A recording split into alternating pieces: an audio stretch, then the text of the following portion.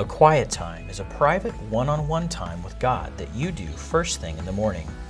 During that time, you pray, read your Bible, meditate on what you read, and listen to the voice of God. So, how do you have a quiet time with God? The first thing you need to do is have a consistent time. Ideally, it needs to be first thing in the morning, for 4 reasons. First of all, Jesus did his quiet time first thing in the morning. Secondly, the Bible encourages us to do it first thing in the morning.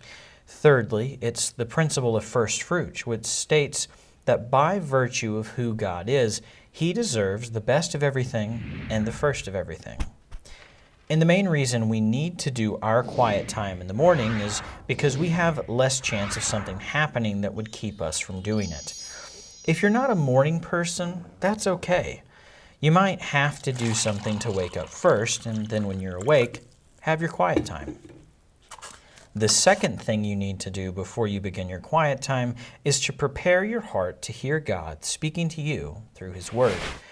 In Psalm chapter 119, verse 18, King David prayed this, "Open my eyes to see the wonderful truths in your instructions."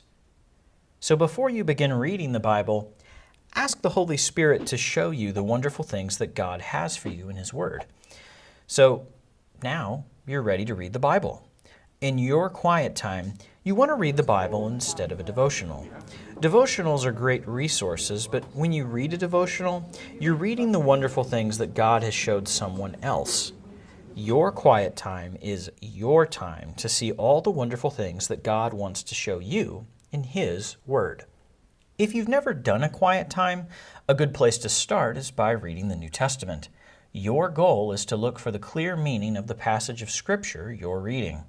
If you don't understand some of the words or the historical or cultural setting, there are resources to help you, such as a Bible handbook, Bible dictionary, or concordance. God intended a passage of Scripture to mean one thing. You might be able to apply a Scripture in several ways, but it can only mean one thing. After you discover the meaning of the passage of Scripture you're reading, then you want to meditate on it. Think about how the meaning applies to your life.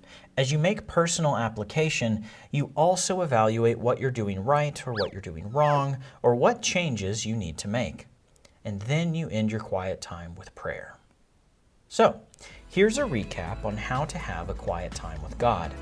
Number 1, have a consistent time, ideally in the morning. Number 2, before you begin, prepare your heart to hear the voice of God. Number 3, read the Bible instead of a devotional.